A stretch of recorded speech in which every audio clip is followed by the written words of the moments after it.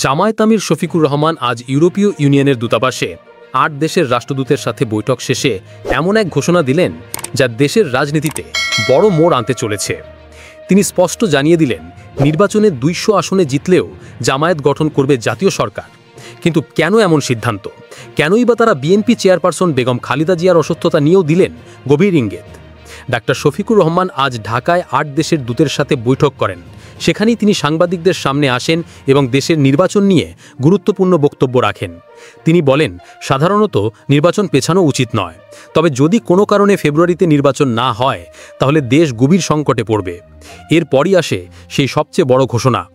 তিনি নিশ্চিত করেন, আসন্ন নির্বাচনে জামায়াত যদি জনগণের ভোটে নির্বাচিত হয় তবে তারা একটি জাতীয় সরকার গঠন করবে। তিনি জোর দিয়ে বলেন, যদি তারা একাই ২০০টিরও বেশি আসন জেতেন তবুও তাদের এই সিদ্ধান্তে কোনো পরিবর্তন হবে না। জামায়াত আমির ধর্মকে রাজনীতিতে ব্যবহার করা নিয়েও একটি কড়া বার্তা দেন। তিনি বলেন, জামায়াত ধর্ম নিয়ে কাজ করে কিন্তু ধর্মকে ব্যবহার করে না। তার কথায়, নির্বাচনের সময় নতুন করে যারা বেশি বেশি নামাজ শুরু করেন, টুপি পরেন বা তসবিহ হাতে ঘোরেন, ধর্মকে তারাই ব্যবহার করেন। তিনি বলেন, আমরা সারা বছর তসবিহ হাতে নিয়ে ঘুরি না, তসবিহ বুকে নিয়ে ঘুরি। একই সাথে তিনি নিশ্চিত করেন যে পিআর তাদের দলের দাবি নয়, বরং জনগণের জন্য করা দাবি। ক্ষমতায় গেলেও তারা পিআর বাস্তবায়নে আন্তরিক থাকবেন। তারা অতীতের সেই সংস্কৃতি পাল্টে দিতে চান যেখানে রাজনৈতিক দলগুলো জেতার পর নিজেদের প্রতিশ্রুতি ভুলে যায়। বেগম খালেদা জিয়ার অসুস্থতা নিয়ে ডাক্তার শফিকুর রহমান দেশবাসীর প্রতি শ্রদ্ধা নিবেদন করে দোয়া করার আহ্বান জানান। পাশাপাশি তিনি অত্যন্ত তাৎপর্যপূর্ণভাবে বলেন, আমিও তো মরব, আমরা কেউ তো চিরদিন থাকব না। তিনি ৮ দেশের রাষ্ট্রদূতদের সাথে বৈঠকের সারসংক্ষেপ টেনে বলেন, জামায়াত একটি ইনক্লুসিভ বাংলাদেশ দেখতে চায়।